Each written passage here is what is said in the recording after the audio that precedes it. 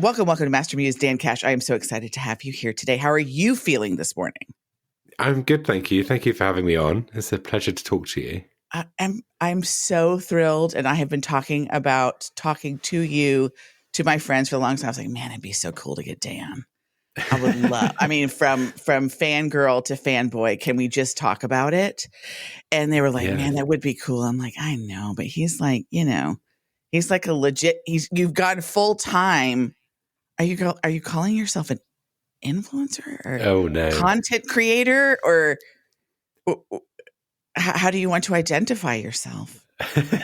I wouldn't say influencer because I just don't think I'm very influential, and I don't try to be influential either. So I always think influencers kind of do a lot of vlogging, do a lot of this is what I think about absolutely everything, and Right. do you know what I mean? And whereas I have quite specific things I talk about, and You're the pop culture king. Pop culture is what I do, yeah. So then I'm like, and that's you're funny. More content. I try. I Don't mean, know if I am. Listen, there's a very few people. When I first started out in this world of posting on TikTok, which can I just say that when I originally started, I don't know how you felt about it, but when I first started, I was like, I cannot believe that I'm going to fucking do this. I cannot believe I am going to stare at my phone and be like, hi guys. Funny thing about Harry Styles that I was thinking about, I was like, I refused to do it to begin with. I was like, I'm not going to do that. That's maybe why I'm here, but that's not what I'm going to talk about. And it's all I talked about. Did you find it to begin with and then got on board, or were you just like, this is this fun thing and I feel good about it? I think there was a kind of blend of different things going through my head. One of it was, it kind of began in 2020. So I was very, very much an active user of TikTok during the pandemic, but I also had a very young child at home. I was working full time. My wife was working full time. We had approximately half an hour a day where we weren't either doing childcare or work. Right. And it was like, I look back with rose tinted glasses, but at the time I think that's where a lot of my grey hair came from. Right. You were driving. Yeah. And then one day I was like, honestly. Yeah, exactly. It was just, you know what it was like. But TikTok seemed to be this kind of, in a weird way, it was a light for a lot of people because it was just that people doing the blinding lights dance. That's all I needed to see to reset my brain for a minute. And I thought, do you know what? I work in marketing. This can't be that hard to just like start. Do you know what I mean? I imagine, well, now I know, but just to get started can't be that hard. You've just got to get over yourself. So I got over myself. Right. I mean, that was my first thing. I remember one of my first videos. I was born in Jacksonville, Florida. I live in Georgia. So that is the South. Everybody anticipates that I have this real Southern accent, but I don't really. Now I can pull it out if I need to.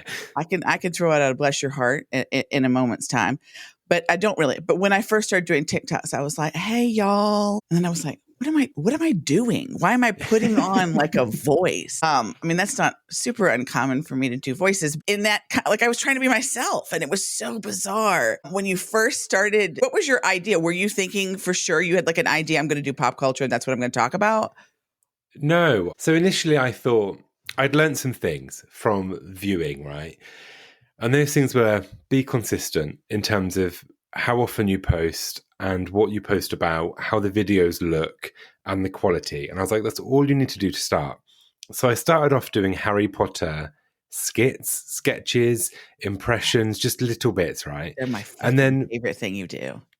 Well, I don't do it anymore because of obvious reasons, but it was fun while it lasted. And but you did it also with Harry Styles or, or the Louis songs from One Direction or whatever. I mean, the skit thing is definitely something that you play around with when you're trying to talk about something that's happening, whether it's a Swift album, whatever. And it's one of my favorite forms of content that you do.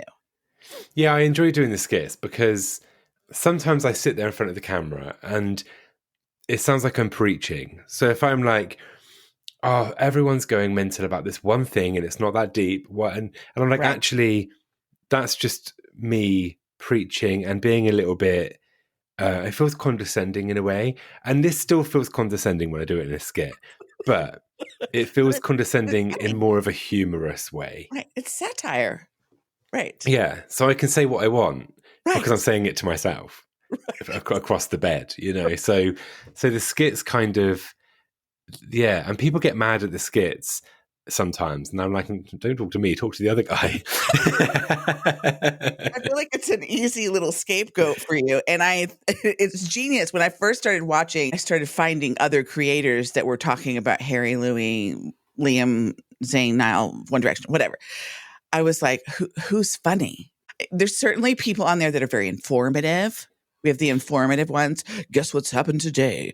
Today in Harry Styles news, he was walking down the street and he looked very angry. His brow was furrowed and he didn't like getting his picture taken. I'm sure of it. And if you guys would just leave him alone, he's a person. I'm like, okay, right. Okay, cool.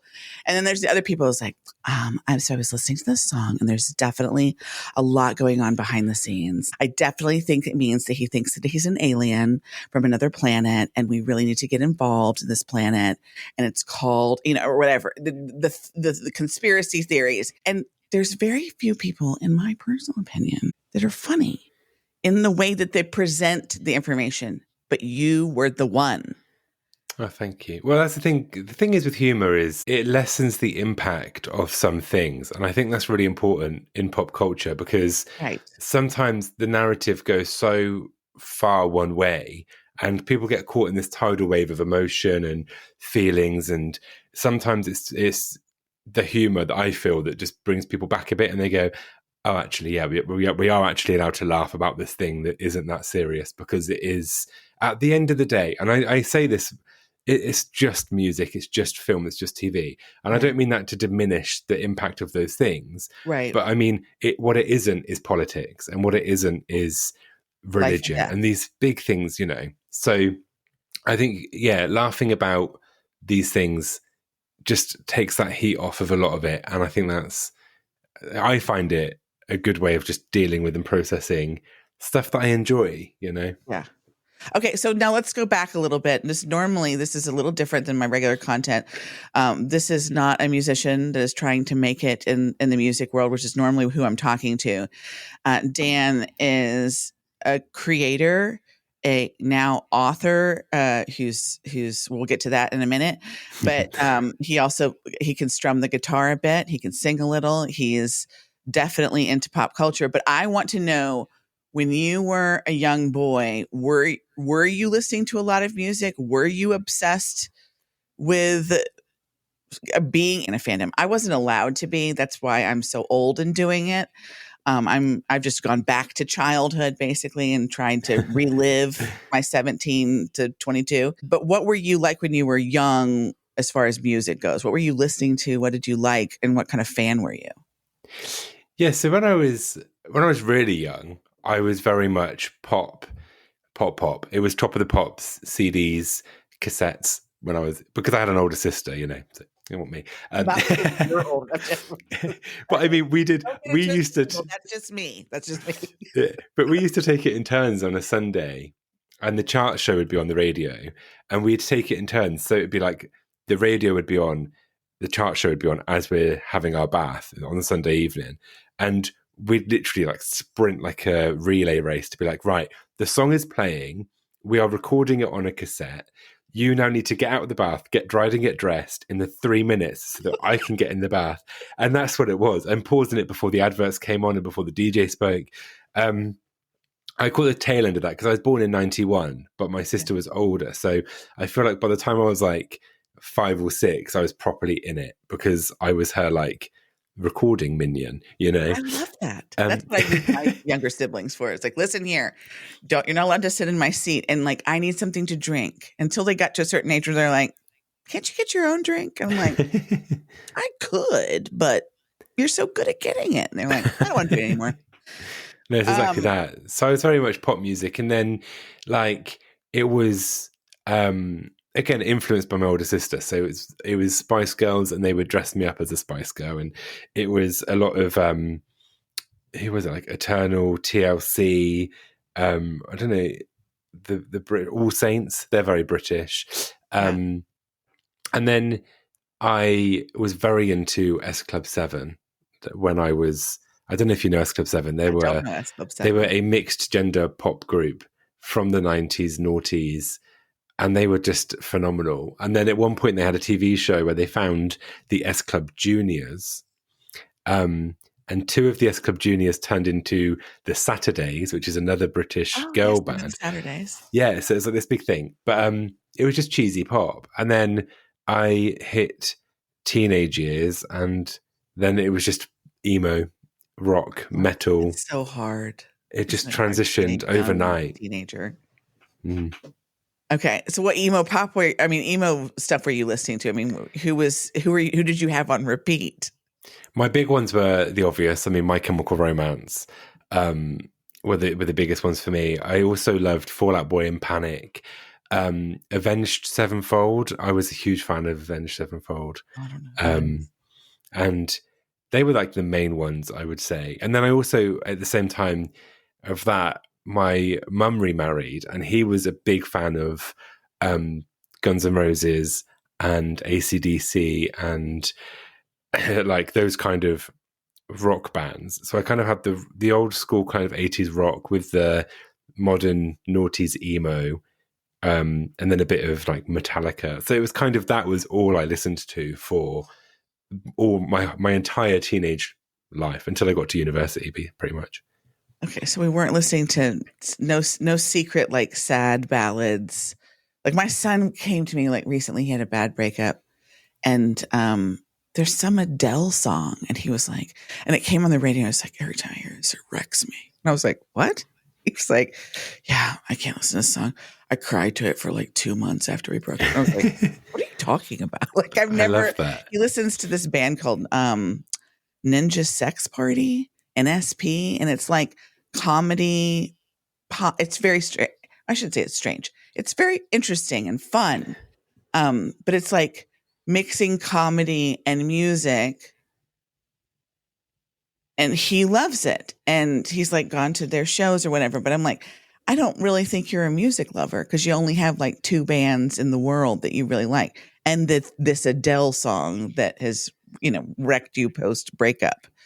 I love that though. I think that's the thing. Like, yeah, I've always been a big music fan, but I have definitely had like, I fixate. I don't like using the word hyperfixate because I know that's like attached to kind of neurodivergence, and I haven't got any diagnosis or even tried to get a diagnosis for anything.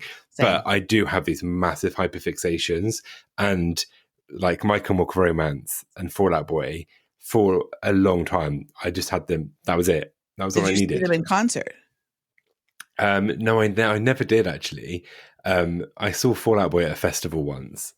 And you're like, again, like, know every word. Yeah, because the thing is with live music as well, it's the accessibility of it. So I grew up in a very working class background, didn't have a lot of kind of disposable income when I was growing up. So concerts and stuff for me was just like it wasn't an option. It was never a thing. I went to see, well, the most that I saw, because I grew up in like church, was some Steve Green, who was at, United First Baptist, which was, a city over. And, we could go. And then while you were driving home, the Christian radio station was then playing Steve Green, because that was the biggest news that was happening in Atlanta, was that Steve Green was at First United Methodist or whatever. And then I think the only time that I went to like a real, like a non-Christian concert, I did go see Sandy Patty, and she was like, I wanted to be her. She's a contemporary Christian artist from like the 80s. I wanted to be her. And she has a very operatic voice. I don't know what I thought I was going to do with that, but I was pretty pumped about it and practiced incessantly from about, 8 until 12, until I was like, I don't know. I want to have kids. I don't think it's going to be really great with me touring. Anyway, so I also wrote instrumental piano music at 11, so I was kind of a weird kid. I love that. But so I never got to do that. And so the first time that I started going to concerts, really, I mean, I've been to several over the years, but my exes, I just kind of did whatever they wanted me to do. If you want me to go camping, I went camping. If they wanted me to go to, fancy fucking restaurants and ballets. I was like, okay, I guess that's what we do. So when I finally got my own choice as a single person, I was like, I think I have to see this person, this Harry Styles character, like whatever he's doing on stage in these ridiculous suits with embellishments and wide bottoms and jackets. And I was just like, I have to be a part of this. And so then the first time that I went to a Harry Styles concert, I was like, oh my God, this is like church. This is exactly what I grew up on, except we're worshiping Harry Styles, which I'm completely and totally down for. And now I worship Louis Tomlinson, and I worship all the boys. And then I don't know if I'll ever. I don't know. I envy you when you're saying that you have hyperfixated or fixated on people before at a level that it's all you can think about, or all that you're listening to, or it's your favorite thing. Because I can't imagine doing this again. Like it frightens me a little because I went crazy. You do though, and I think that's the thing with it's the thing with fandom. It's the thing with when you kind of obsess over something, and I say obsess like positively. I think obsess is a good word. We know this is like we're coping with a pop star, or we're having a parasocial relationship, or whatever it is. I don't think it's negative. I think it's a great thing. It's not drugs and alcohol. I'm in. Because those are alternatives to it, like losing your mind in alcohol or drugs or some kind of self-harm. I mean, this harms my bank account, but I'll get past it. No, it's fascinating. And that's the thing with all things fan related is like it feels like a healthy. I think for the most part, it's a very healthy obsession or addiction or special interest, whatever you want to call it. Right. There are times I think everyone's experienced, even if they haven't gone into it, they've been on the cusp of it. I've had to pull myself back a few times from various things. But yeah, and some people cross that line, which is completely valid and whatever, but that's when it can kind of get, to turn to the bad side. You're shouting at people on the internet to believe the thing that you believe to be true. Like those are things. Like there's a couple of things in the One Direction that I'm like, y'all, come on now, come on over here. But you should have been there back in the day, because if you think it was, if you think it's, well, the thing is, what one thing interests me about fandom is how kind of people rewrite history, because obviously not everything gets written down, because it's not. It's not and politics. There was not people this. Don't write books. There was not TikTok and podcast. No, and Tumblr kind of, a lot of it was on Tumblr, and Tumblr's kind of not there anymore. A lot of people have deleted their accounts. Obviously, it got bought by Yahoo, wasn't it? And then Tumblr was very well known for like NSFW stuff, and obviously that all got taken away, and with it got a lot of accounts taken away, a lot of content. So a lot of the fandom history existed on Tumblr. Not there anymore. So like it literally has been like, if you want to look at it in the serious, this is historical stuff. It's been erased in a way. So, but I think back in with any fandom, and this is the thing. So like with One Direction, I watched them on the X Factor, and I wouldn't say I was like an immediate fan after watching them on the X Factor, but I was on social media a lot, and the video diaries and stuff really drew me into specifically Louis Tomlinson. He was the same age. I couldn't. I felt like he was so unserious, and I was like mad at him when I first started watching the video. I was like, dude, get it together. This is serious. And all the rest of them were just like, kind of dopey and cute. But Louis is just like making a mess of everything. And I was like, I don't know about this Louis one. I don't know about him at all. When I first started watching, I was like, full on like momming him. I was like, was your mother tell you to behave this way? Quit being just. And it wasn't until I saw him do the day with, was it Richard, the old man, that he did like his bucket list? I can't remember. Okay, well, he did like a bucket list for this guy. I think his name is Richard. I think Richard tattooed him. But he went through this bucket list, and I watched it, and I was like, oh you're precious. But that's because he has a soft little underbelly. And now I adore everything about him and thank him for being disruptive. But okay, so you watched the Video Diaries, you fell in love with Louis Tomlinson. What did you like about Louis Tomlinson at that point? So Louis, with judgment. No, so I'm the same age as Louis. There's like 6 months between us. I have like 3 sisters. I was raised in a house with just my mum. My nan and my granddad lived there, but my granddad was very poorly, and my older sister. And then my mum is one of 7, and only one of them is a boy. So I was literally surrounded by the girls. Yeah, I was raised by women, like 100%. There's no doubt about it. There was no positive male influence in my life that was there enough to guide me into anything. So when I saw Louis, I was like, everything, like mannerisms, like the way he talked, and then obviously when you learn about like where they've come from, and it's his mum and his sisters, right. and I was like, oh my God, like he literally, I can see so much of myself in him. And I'd never had that before with like a big pop anything, because obviously there was just no one. And so I saw a lot of myself in him. So when he was like playing around and being stupid, I was like, that feels like a bravado, and I have spent my life putting on this front, because like I experienced a lot of grief in my early teens as well, and I know he obviously had, he's experienced a lot of grief, and there was just so much, and I was like, oh my God, I literally was like, that is me. I saw so much of myself in him. Obviously there's a lot of differences too, but he drew me in basically to the One Direction thing, and then that was 2010 on the X Factor. And then in 2011, I was at university and I went on my year abroad. And I lived in the south of France, and it was really remote. I barely got any internet. I was alone for more than I was with other people. And I sunk into this really horrible place where I had like not a lot there, not a lot of conversation and whatever. And I did, whenever I got internet, One Direction was kind of the thing that I just started to like get into, because it felt like, I don't know, I just had this little connection, this parasocial connection with these 5 guys that were similar age to me that I didn't know, and I was just like so drawn in by it, and their music. British still talking about home in every other song.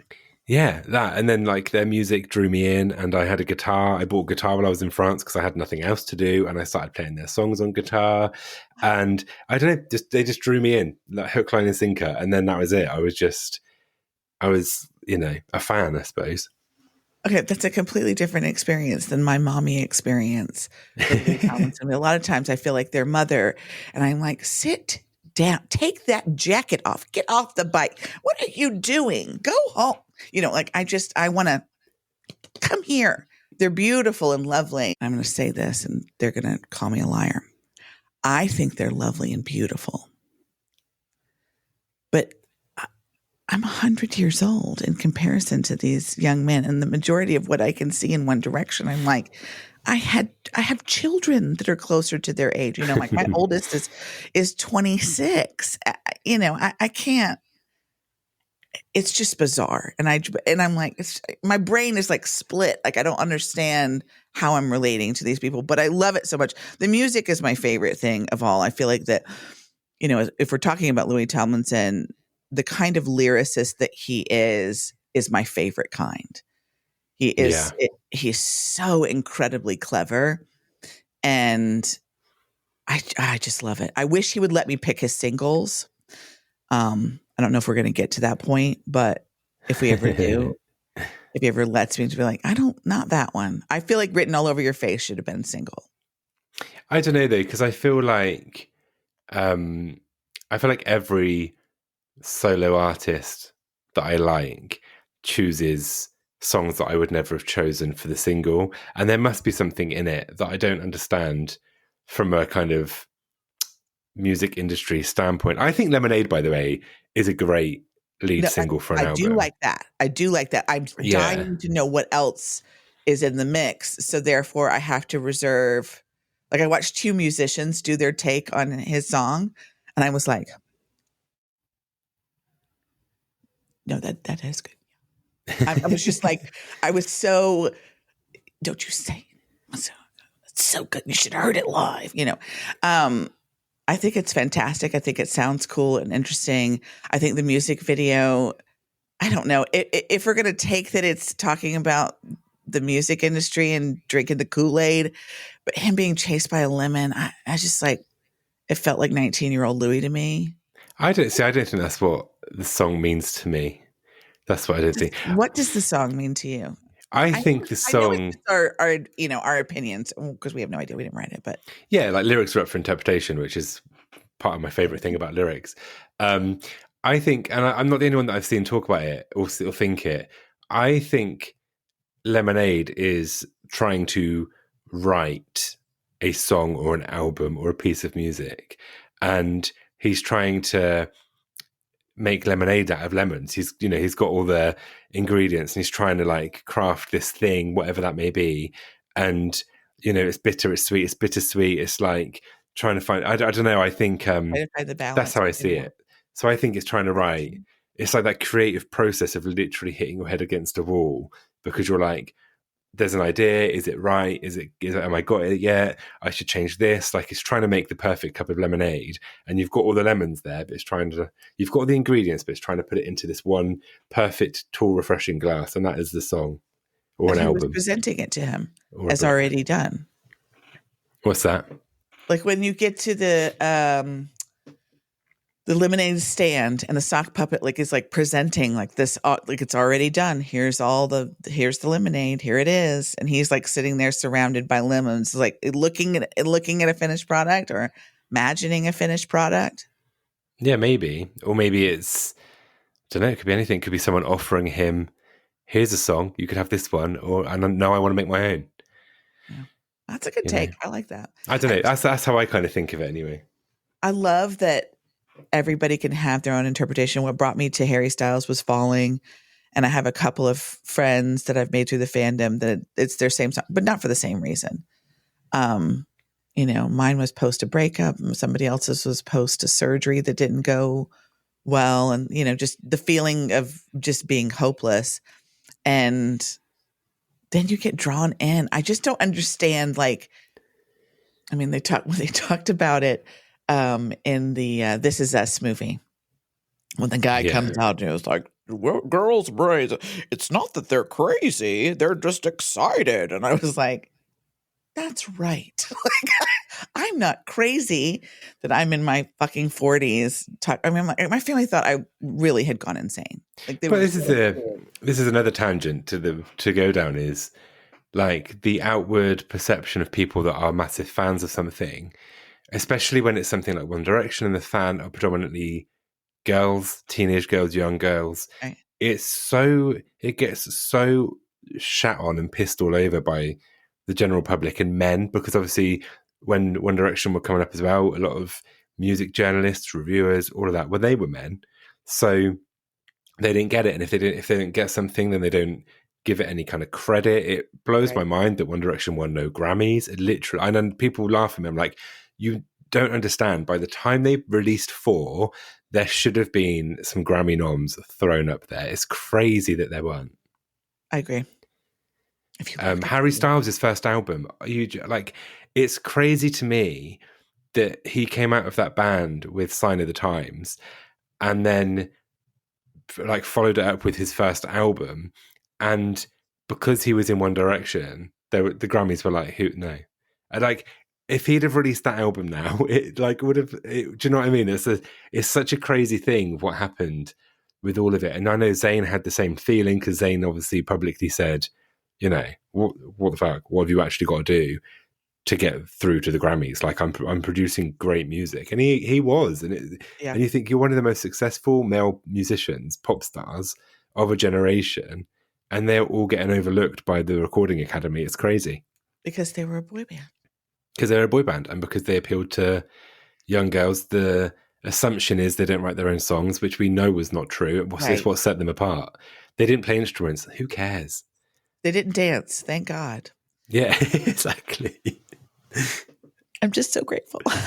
I love the chaotic energy, and I feel like right now, with the stuff after the building the band, we've got Midnight Till Morning, and the band light that just played at the Louis Festival. when they came out, I was like, oh, you look like another. And I got to do a little interview with them, and they were so precious and so cute. And I was having this moment. I had to be brave. One is to run up to this band, see like me running up to these young men. And I don't want to frighten them. I feel like fear is probably their first thought. Like, what did I do wrong? What, mom? I'm like, sit down and do an interview. But they were so precious. They said, yes, ma'am, like 82 times, which fair. And they're from that. It was so cute. Yes. Like in unison. Yes, ma'am. Oh, babies, that's so good. I used to get offended, and now I'm like, that's right. But that's a very American thing, by the way. Nobody says that there. Yeah, like it's really funny. I didn't realize this, but somebody was like, "What do you say in Britain?" Because we always say "ma'am" or "sir." So if you go to a shop, it's thanks, ma'am, thank you, sir. What do you say in Britain? And we just say "mate" for everyone. For everyone. Hi, mate. Right, cheers, mate. Thanks, mate. See you later, mate. You all right, mate? How's it going, mate? Anyone. I will say that when I went over there, I think I had like a moment and I cried because the way, at least for my experience and where I was, the way that women and old people, I wasn't included in the old people at this juncture. I was You're still not. but the way that women and old people were treated was so vastly different than the way they're treated in the US that I cried like one day because there was this little old man, and I mean the frailest of frail, like he was shuffling trying to get on the tube, and he looked kind of lost, and I was like, oh, how do we carry him? Like whatever. And then here comes one of the people, and he was like, "Sir, can I help you onto the? Do you need some help?" And he was like, "Yeah." And they kind of take him and shuffle him onto the thing, and they get him to sit down. And I looked at my friend, I was like, we would have kicked him and knocked him down. I just like boo and cried. And then I came to Wembley, and I'd come the day before when I was seeing Harry, and I'd gone up all the flights of stairs, and it just hurt I had a foot injury, and it hurt my ankle. I was like, I can't do it again, girls. We got to find an elevator or something. We got to find something. So I was walking, and I'm looking, and then they had all the little like wheelchairs, I guess. And they stopped, and I was like, oh, I'm looking for an elevator, or what do you call it? Lift. Yes, a lift or something. Mm-hmm. And they were like, do you need help? Do you need us to put you in this chair? I was like, no, I don't need you to put me in a chair. I just they were so worried about me. And they were like, ma'am, it's free. It's like, we'll take you. It's like, I'm not an invalid. I don't want to walk up 5 flights of concrete stairs. I just want to take the elevator. And they were like, no, but we'll take you right to your seat. I was like, stop. And then I'd have said yes if it was me. Like, absolutely. I mean, and in retrospect, I mean, it's like, in hindsight, rather, I just should have. But I was so like, in the States, like people they just look at you weird. They look at you like you're lazy. Even if you are disabled. It's like, well, you got that way because you're a lazy whatever. Anyway, that was quite the tangent. But I loved England. Loved. And I ran into everybody. And then, of course, I did my terrible British accent to everyone, which in Manchester went over really, really well. Not as well in London in the posher parts. Posh, when you guys say posh, I always thought posh meant like rich. No, like you mean it like we say snob. Kind of. I mean, posh is more like, I don't know how to describe posh, but it's more like that kind of accents. I suppose it is rich in a way, but it's not necessarily wealth. Do you know what I mean? It's just like snobbery, like having, it's a, oh, that's so lovely, Heather. Oh, is that nice for you? Yeah, I bet. It's like it's just like you think you're above other people. And it could there is definitely that. It could go in tandem with the rich because, well, but not all rich people are like that. I think a fair amount of them are. But yeah, I didn't know that. And I was like, well, what's wrong? Like, what does it matter if you have money? And it's like, well, I don't know. And because every time it's said, it's like, oh, they're a bit posh. with this face. Yeah. And I'm like, oh, was that bad? Apparently it is, and I agree. It's quite bad, yeah. They're on the People say I sound posh. I've got a posh accent. I would say that you have a softer British accent that isn't maybe that could be more associated with that. What part of England are you from, though? Wiltshire, so quite a nice area, really. Down south, almost southwest, I suppose. Okay. Where the cathedral, we have Salisbury Cathedral and Stonehenge. Oh, lovely. Did you like where you grew up? Yeah, it was okay. It was safe and comfortable and secure. I grew up on like a council estate, so like, you know, again, working class, so didn't have a lot. And then I went to Exeter University, which is very posh. That's where people that don't get into like Oxford and Cambridge go to Exeter. Do you know what I mean? Yeah. Sorry. Were you a good student? Oh, I was crap. I didn't like my degree. I got drunk all the time. I was drunk for 4 years. And that's what I did. That's why like but now I'm watching TV shows that I haven't ever seen. And everyone's like, how did you not ever see Modern Family? I'm like, I was drunk. I didn't watch TV. It was lucky that I watched The X Factor. And that was only because it was on a Saturday night while I was getting ready to go and get drunk. Do you know what I mean? So we all have to have those times. Exactly. So, but yeah, when I went to Exeter, everyone took the mick out of my accent, so I changed it. Really? Yeah. Yeah. I mean, I think about like Taylor Swift did that, right? In the very beginning, she came out and she was like, "Hey, y'all, my name is Taylor Swift," and now she's like, "Hi, I'm Taylor Swift." Yeah. Like, that transition. I mean, even Harry, it's like I can hardly hear it sometimes when he talks. I'm like, are you British at all? What have you Well, because you kind of assimilate, don't you? So I suppose he spent a lot of time. I do it too. Yeah. I spent 6 months around you 100%. I would sound exactly like you. And people would be like, that is so obnoxious. Why did you do it? I'm like, it's not even on purpose. I'm like I think one of the things that I relate to with Harry is that I'm kind of a parrot, a mockingbird, whatever. When he does a pamplemousse, and I go, oh, yes. Why? But why? Who threw a chicken nugget? Like I can't help but like I'll do it while I'm watching British Bake Off because of Alison Hammond. Oh, because yeah. She's bake. It's with her whole face. I love it. It's such and it's easy for I can do it. I heard Margot Robbie talk about how was it Margot Robbie? Anyway, somebody was talking about doing accents and how doing an Australian accent is like it's in a different part of your mouth and you have to work different muscles with your tongue in order to make your mouth. Oh no! And I can't make. That's the only thing that I can do, and that's probably horrible. But it's the only thing I can do. But the British accent, I could listen to any single one of them, and if I listen to it long enough, I could mock it. Not super great, but better than most. So I was such a wretched Manchester. Yeah, I can't do American accents. It's really frustrating because obviously in my content I talk about a lot of Americans, and I wish I could do skits and do the American. Can't do it. Not a single one. Have you tried? Oh, so much, so many times. Do you think that it's? I don't know. Can you identify? I mean, can you do a word? Like the only thing I say in American accent is "Oh my God." And that's like what, California? Is that a California kind of? Well, okay, it's Valley Girl. I mean, they see it. They say Valley Girl, and I think that especially for people that aren't American, they think there's like 4 accents, and it's a Southern accent, and there's like the New York accent, New York, maybe Boston, and then California, and that's it. Those are the only accents that we have. But like Midwestern is really specific.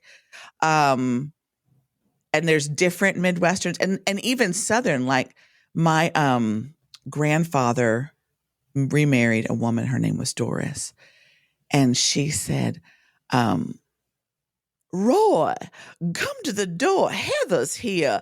Oh, Roy, come look at her. And she's just adorable. Roy, get us some ice cream. So, like, I didn't grow up around anybody that talked like that, except for this one woman that was my, I guess, step grandmother with her.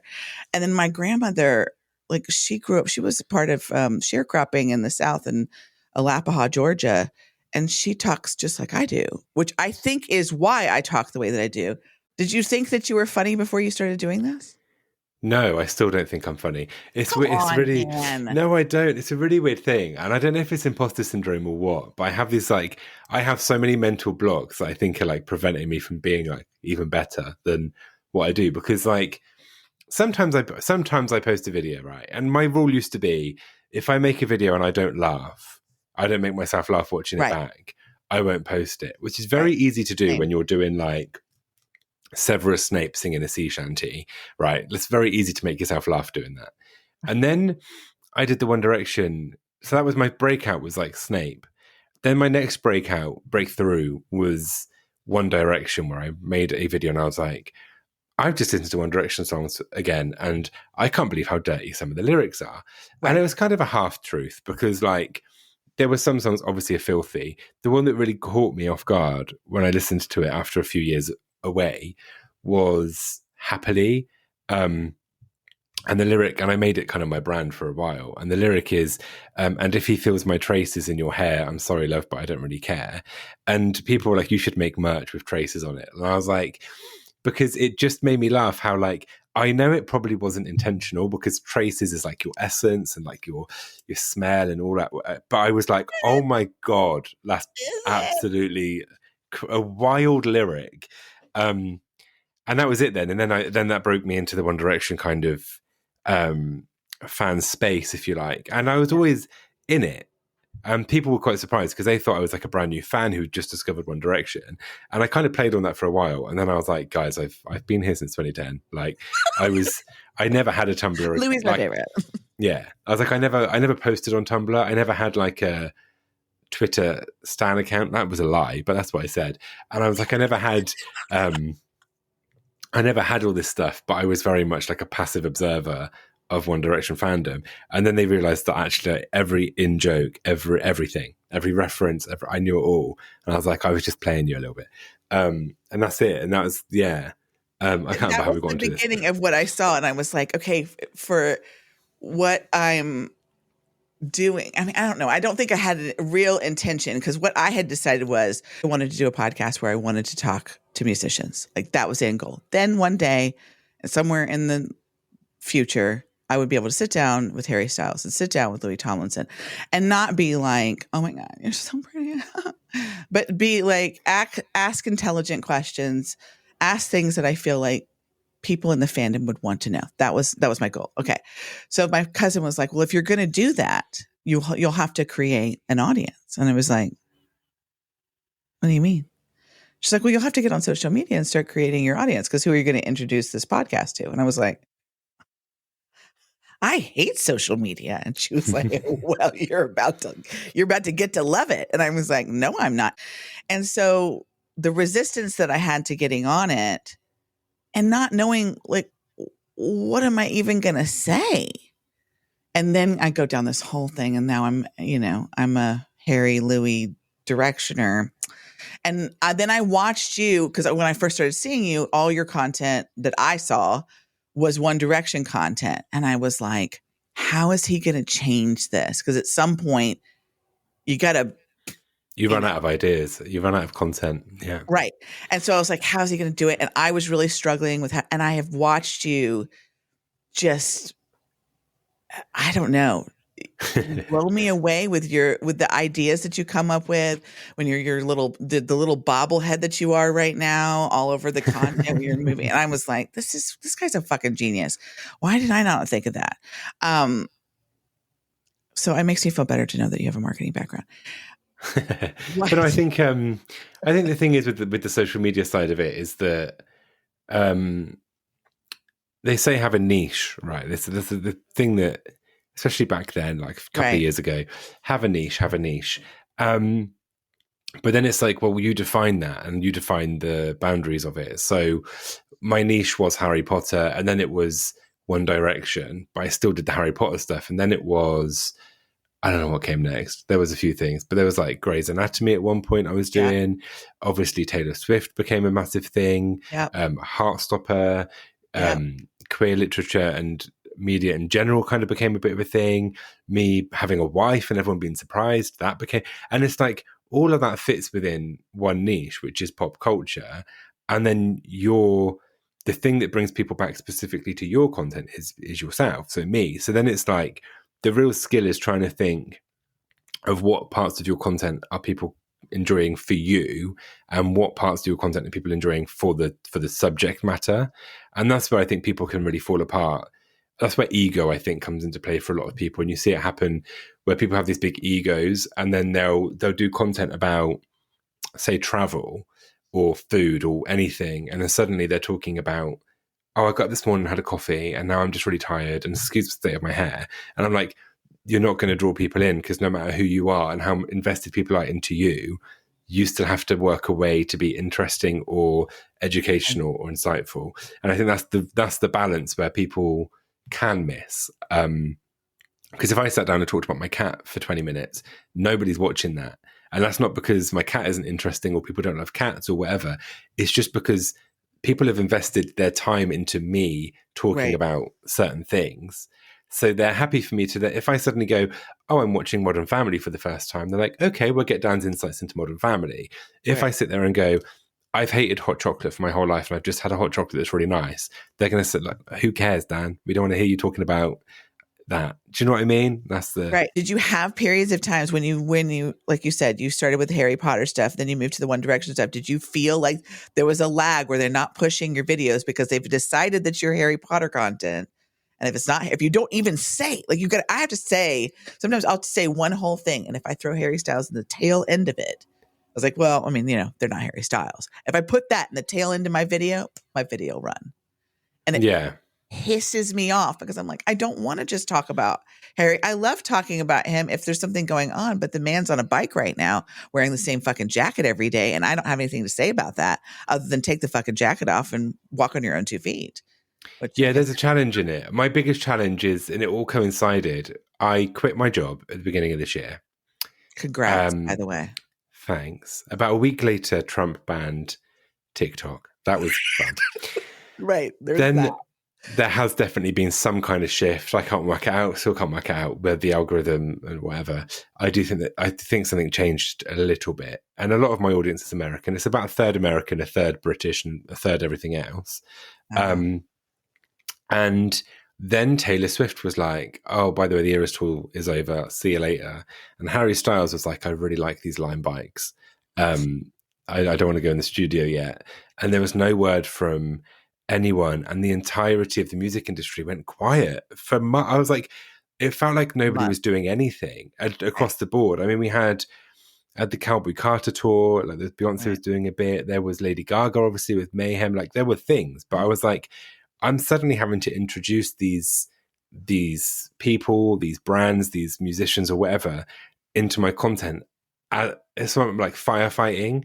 Whereas when you do it in a more kind of organic way of, I'm just thinking about Harry Styles right now, so let's start talking about him. Then when he does something, it's like, oh, good, people are going to start seeing more of my videos because it's going to be pushed out more. So my whole year's been like that, basically. So then when Taylor Swift did something and Louis Tomlinson did something, I was like, thank you. I saw your clip ended up being on the LTHQ. That was wild. So fucking cool. That was wild because they credited. So they had my video, but they didn't put me in the caption. They put Andrew, who I'm really good friends with, but they didn't put his content up there. So it's a real weird thing. And we were like, did they confuse us? And I think what happened is they probably had loads of content saved and loads of the credits saved. And I think they must have just muddled them up. Are you talking about Andrew, the what's it called? He's called Andrew's Grotto. He does a lot of One Direction. He has curly hair. Oh, I know who you're talking about. Liverpudlian.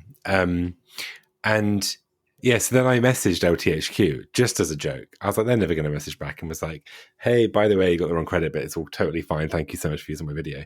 And they replied to my message, which is insane. So they replied, and I was like, oh, it's totally fine. I was joking, like, please, whatever. And then they said, love your content. I was like, shut up. So that was my biggest. Because then I was like, and then I said to someone, I was like, oh, yeah, but Louis doesn't know who I am. And they're like, no, Louis would definitely. And I was like, no. They're like, and I was like, stop telling me this, because then I will never post a video about him again. Yeah, no, I did. I had a moment one day when I was, like you do this and you think that you are insulated. It's your own corner of the world, no matter what your stats are, no matter what your numbers are, whatever. I mean, like I don't, like I said, I don't have a huge following on TikTok comparatively, but 10,000 people is 10,000 people.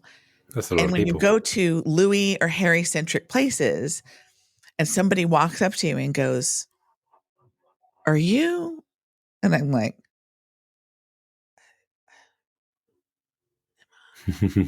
what's the rest of the sentence?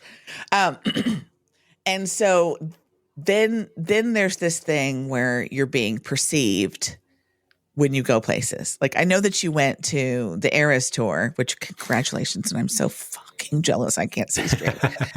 I wanted to go so bad. I was like, it's not financial. I was like, oh, just throw the money away. Just go. Cause I was going to fly across the pond. Cause it was the only way, like the tickets here were like 5,000 to 7,000, but I could have gotten something for like 1,200 in it's a lot. Germany or something. When you have gone to things like that and you're perceived, oh my God, Dan, I know you from TikTok and you're so funny. And how do you handle that? What do you do with it? How do you feel? Yeah. It's a weird one, because also, like, again, it comes back to this imposter syndrome. I say to Emma, my wife, all the time, I'm like, if I could develop a bit of an ego, I would just be more successful. Like, I want to become a dickhead, so I'm more successful. But the first time was, I went to the Louis Tomlinson show at Wembley Arena for his first tour, it wasn't Faith in the Future World Tour, it was the tour before that. I went with my sister and we were just walking around, and a few people recognized me. And then I was on Twitter at the time, not anymore. And I had a few comments and messages being like, I can see you. And I was like, oh, that's cool. And then I went to Harry Styles' Love on Tour, and I went with my wife and she was 4, but she was meant to be 5. So for legal purposes, she was 5. And we took her to Wembley to see Harry Styles, and I got recognized a fair bit. And I think people were a little bit, in hindsight, I think they're more tentative to come over because I had my child. So, and I appreciate that a lot. And there was a moment as I was leaving and there were 80,000 people swarming out of Wembley Stadium. And it was that moment that my child decided that she had enough, which is totally fair enough. Like, she was knackered and it was late. And at the top of the escalators, she kind of just threw us off to the floor. So and there was 80,000 people coming out of this stadium. So I had to like pick her up, and I was like carrying her down. Then I was like, oh my God, I'm probably being perceived right now. And I hope it didn't look like I'm abusing my child, just helping her. And then at the top of the stairs, I was like trying to calm her down. And a couple of girls were like, oh, I know you from TikTok and whatever. I was like, oh, it's lovely. And I was like, oh, like, okay, great. And then went to Cardiff to see him, and I was on the floor in Cardiff, and there was like a little bit of a queue forming by me that I wasn't aware of until it became this thing. And I was like, oh, and that was so they were the first few times where I thought it, I felt it, I saw it. And then I went to the Eras tour twice, and the first show was crazy. I got like 100 friendship bracelets. It was like constant. The time I went to the second show, so there was a couple of months in between, it was unbelievable. I couldn't walk anywhere like without somebody pulling me over. And I felt famous, which is crazy because I would absolutely adamantly say that I'm nowhere near famous, but I felt famous because I was like, at one point I was like in what's the place where they do all the food, I can't remember what it's called now, Box Park. And I stood there with some noodles, and I every bite it was like a bite of food, a conversation, a bite of food, a conversation. And it's such a weird thing because, like you said, like, I mean, the whole world doesn't know who you are, but in this circle, you know, like I go, well, and I would have to tell people, be like, listen, it's not going to happen. And it certainly hasn't happened on that level, but it will happen. And it is weird because I've never gone anywhere with anyone where someone goes, excuse me, I think I know you. But they're like, that wasn't somebody that I knew from work or church or, you know, whatever. Like there's somebody that I didn't know, knew my parents or whatever. And so I said, so it's kind of a strange thing, but like, I have to be aware that I'm being perceived. And here's the one thing that happened to me that was like, oh, fuck, this could potentially, if I continue, whatever, this could be a thing that, like you're talking about with your child. I don't know if it's your daughter or your son. Yeah. And so I was at Target. I stopped. I was Ubering and I wasn't in my normal neighborhood. And I was like, oh, let me just stop at Target because I need to get a couple of things for Christmas. It was right around Christmas time. And I go in and I just grabbed a couple things. And I'm trying to be quick because I'm Ubering. I'm like, let me just grab a couple things, you know, while I'm out. And so I get in the line and it's taking forever. It's just taking forever and ever. And I'm like, and then the person can't get the thing off the DVD or whatever it was. And I'm like, I'm such a nice person. But I don't always have the most patience. And sometimes I could say something kind of catty. Sometimes people pick up on it. Sometimes they don't. And I was really thinking, like, come on. Like, this should have taken me 3 seconds. And I was like, Heather, it doesn't matter. You know, I'm just trying to talk myself down. Like, it doesn't matter. You're fine. It's not a big deal. You know, you're tired. It's late, whatever. You'll be done in a minute. And so they get up there and the lady was like, can I help you? And she was just just gingerly doing things. And, did you find everything? I said, I did. Did you do anything? I said, I do not. But thank you. And then she rings me up and then she goes, by the way, you're proper fangirl on TikTok, right? And I was like, oh, like that. Shit, I could have just been rude to somebody who, I mean, I don't want to be rude to people in general. That's not the point. The point is that you're never thinking that somebody's going to be like, oh yeah, I met you at fucking Target and you were a total fucking jackass. Yeah. Right. Sorry. So has it changed at this point? You know, like you were saying the other day, you were in London. I don't know if you live in London. No, I don't. Yeah. So you were in London doing work. Like, does it feel different now that this is your full-time job? And we've got to talk about your book. But does it feel different? I wouldn't say it feels different. I'd say I had more fun. I think I had more fun with it before I went full-time. And I think it's purely the financial self-employment part of it, especially when things you talk about suddenly go quiet. TikTok changes like how they monetize you, and that, like, they've changed it so much this year that everyone I know who's a content creator is like, we aren't making money like we used to make money anymore. So I feel like there's a lot of stresses in that way. But in terms of like success and personal fulfillment and stuff like that, it's immeasurable because like in my head, I've always thought I'm never going to be someone who works for other people all the time. And I never could put my finger on it. And it's not like a psychic thing, but I've just always had this feeling of like, yeah, but this isn't what I'm going to do. But I've never done anything to make steps to change that. Do you know what I mean? So I've been working in marketing, hating every second. But rather than, and in my head, I was like, well, I'm not doing anything to change it. But obviously I was, because I was content creating and I was making these videos, which kind of felt like it happened to me, a lot of it. And again, I'm not very good at acknowledging and accepting my own kind of success. So in my head, this has all kind of happened to me. It's something that I was doing for fun and it just turned into something else. I don't know why people watch my videos. Like, that's not me being humble. I'm like, I don't get it. Like, I don't understand. People are like, how did you build this following? I was like, I don't know.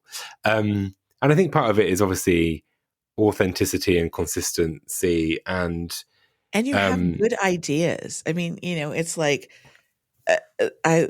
you have good ideas. You have a background and understanding of marketing. Number one. Number two, you are really fucking funny. Number three, you have good ideas and you implement them. Number four, you're fucking consistent. Yeah, I think with the good ideas thing, I think like every idea can be good. So sometimes I'll have a think of like, I'll be like, oh, I'm going to just do a video talking about, let's say that, like, a big example is the baby names video. I did loads of videos about baby names, and the whole shtick is that it's all these different fandom names. So you start off with Taylor, and then Alison, because that's her middle name, and then Andrea, because that's her mum's name. And then you end up with song titles, and then you end up with just ridiculous shit. Like, my favorite one is the Grey's Anatomy one, and the punchline was Pashwan Avepi, because it's Pushwan Avepi, which is obviously like, that was and like when I saw it, I was like, I know that's going to be big. It can't not be. So, but that idea in my head initially was me talking about it and me just sitting there and being like, here are some Taylor Swift related baby names. And I was like, oh, that's shit. No one's going to watch that. And then I was like, how about if I do it like a teacher, where like a teacher's reading a register? And I was like, that doesn't really make sense. You kind of lose a little bit of the immediacy of, because I think a video you have to look at a video and be like, I know what I'm watching, or it's so out there that you're like, I need to know what I'm watching. So as soon as I was like, well, what if it's just like choosing baby names as like two parents, for example? And I was like, well, that's because straight away you know what's happening. You know the relationship, you know the dynamics, you know the expectations of this interaction. Right. And then the absurd bit is that all these names are going to be related to Taylor Swift or Harry Styles or Louis Tomlinson or One Direction or anything. And that series like did incredibly well. And that's the thing with ideas, like, there's no bad idea, it's the execution of it. And that's the baby names thing. I wish I could come up with another one. I've spent so much time being like, what is as funny as the baby names? And I did ones where I was like, oh god, yeah, some people might meet Harry Styles. I might be like, really like, oh my god, you're Harry Styles. I wouldn't. I would treat him like a friend, and I would be like, and then I'd said some really niche things. Like, so for the Taylor Swift one, it was about, oh, I've got loads of cats, I'm just going to go and buy some wine, because like, it's what she's into. Do you know what I mean? And I can't remember what I said for Harry now, but those kind of things I think are my favorite videos to make, because the idea starts off as just nothing, but as soon as you find the funniest way to present those ideas and the jokes, that's when you've got a real kind of hit video, if you like. But it's it's funny as well, because I used to obviously work full time and have and you look after my kids. So I'm not even joking, like, I would have a 5-minute period and I would write, not even a script, I'd write the baby names, I'd sit there, film the video, put the captions on the video and post it, and it would take me 5 minutes, and it would get, one of them got 7 million views, and I was like, that took me 5 minutes. And now I'm like sitting here for hours and I'm like, I can't think of a single idea. Well, I've thought about you a lot this year, because when you made that announcement, I mean, really, I've seen absolutely everything you've done, but everything that you mentioned today, I'm like, yep, I remember watching that and that and that. I've been watching your content. I've been consuming. But one of the things that, I thought of, I was like, gosh, because I think about it, I would like to be a full-time podcaster. That's what I would like to do. I don't want to necessarily make funny content. I just want the personality of me is in the podcast, whatever podcast that I'm doing, however I can make that work. That's what I want to do. And I don't know how to translate that sometimes into videos. But when I watched you and I thought, let me just see, not the rise or the fall. I hate when people say stuff like that. But I was like, I just want to see how he manages it, because I know that the stress level is going to go up. Can you find a way to balance between yes, I am a husband and a father, and this is no fucking joke, and this is my livelihood, and shit's gonna change, and you manage it. And then you said the thing about getting your literary agent and the book, and I was like, I remember him saying the goal was the book anyway. Yeah. To be an author was a thing that you really, really like. That's what you really, really want to be. And I was like, he's there. Like he gets it. He knows where he's supposed to be headed. And so whether or not you continue to make fun content, which I hope you do, I'm so excited for you about the book, because if that was the original idea. So tell me what the plan was for the book and how that kind of happened, why you wanted to be an author. Just kind of give me this little backstory for your authorness. Yeah, so I always wanted to be an author. I'm trying to think of the chronology of it. So when I was a kid, I used to make books. So I'd have an A4 bit of paper, and there's a way that you can cut it, that you fold it together and it turns into like a small book. And I used to write these all the time. So one of my favorite primary school teachers was called Mrs. Pittaway, and she used to take these books and she used to take all of them and ask me for more, and she used to love it. And she was probably my first big encouragement into that. And she still has those books. My mum has seen her recently. She still has them all. And then I always had this thing in the back of my mind one day. And then when I was on my year abroad, as we've talked about having the worst time, I decided to try and write. And I still have them all over my house now, because I got them out recently and now they're all over. I'm not very organized. Just notepads and notes and everything about this fantasy series. And I wrote the first book when I was 21, and I self-published it. And I self-published it, got the book, read the book, and thought, this is crap. I don't know what I've done. Why have I done this? And I left it up for a bit. I told my close family about it. I put it up for free so they didn't have to pay for it. And then I deleted it. Yeah. This is what I mean. When I say I've got imposter syndrome, I'm not joking. It's literally held me back. In therapy and start walking. You're going to get over this and give you just enough ego not to be a dick. Yeah, that's it. We're just getting you at your best, because damn, come on. I know. I just need a little bit of ego, but I then spent. But I then spent 10 years trying to rewrite these books. Like, I'm not even joking. Like, I came back to it a lot when we had our first child. I probably, it was probably the longest that I didn't write. It was probably about 3 or 4 years where I was like, not going to happen. Came back to it, started writing it again and again. I have restarted this book a million times. I've changed so many different things. And then I worked it out. So like towards the end of 2023, I was like, I need to write something else. I just need to write something else and just try and whatever. So I wrote a really quick page of notes about a potential story. And then I started writing it in the January 2024. And you're going to realize that I'm the most annoying person in the world now. So I wrote this book for about 4 months. And then I was like, this is shit. So I stopped. I was like, no, it's terrible. And then I started trying to do the fantasy book again. And then obviously at the beginning of this year, I quit my job and I was like, I just need the views to be consistent enough that I make enough money so I have time to write. But that didn't happen. So then I was like writing out of frustration of like, oh my God, I need something else. I need to write this book. And then one night I was at a friend's house just having like an absolute mind like, oh my God, everything's going badly. I'm not getting enough money. I'm not making enough on social media. I said I was going to write a book and I still haven't done it. And I got into my bed that night and went on Google Drive and read the thing that I had written before the thing. And I was like, oh, this is actually quite good. I was like, this is quite good. And so I finished that in the next 3 days.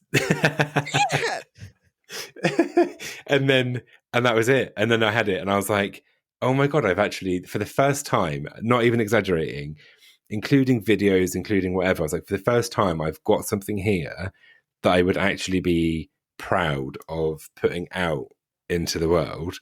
And then that was it. And then I got an agent really quickly. My agent is two things that I said I wanted, which is a woman and a Swiftie. And she got it straight away. And now I'm in kind of the it's the editing, but it's kind of like big editing. So it's like, this plot line could be developed more.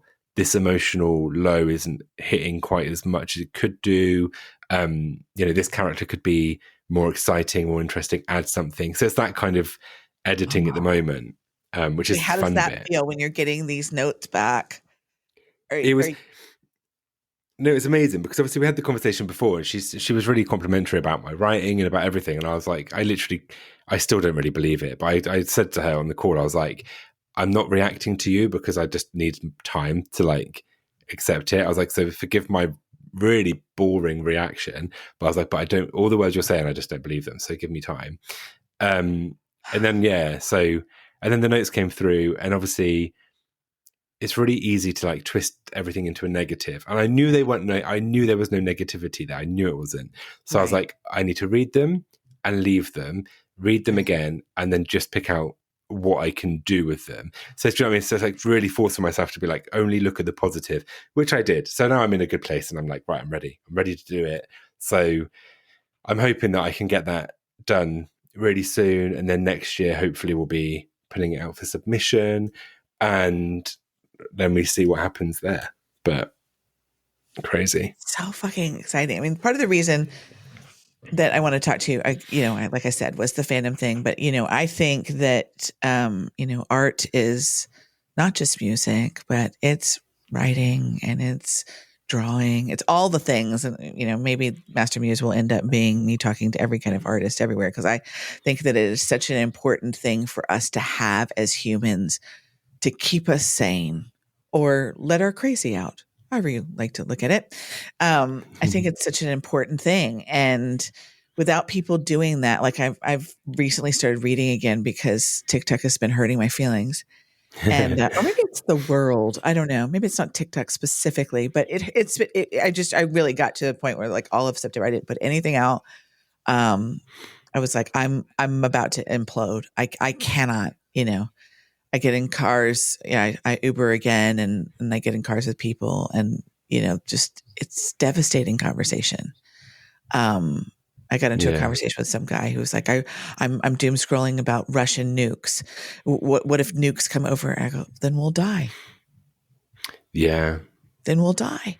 And I don't mean that to sound trite. I value my life and I want to live, but like I don't know if it's doing me any good to wring my hands. So yeah, pop culture is something that's, if we can keep it light, it's like we do, me and my roommate do a podcast called The B-Side, where we talk about what's just happening. So I said in the music industry, and they're like, industry stuff. And I was like, no, not that. Not what's happening with Warner Music. Like, no. That's not fun. Like the pop culture with musicians, you see, like just musicians. I'm not talking about actors. I'm not talking about whatever. And they're like, oh, okay. I was like, yeah, no, just like the people we want to talk about. Whoever shows up on my feed, because I already follow them.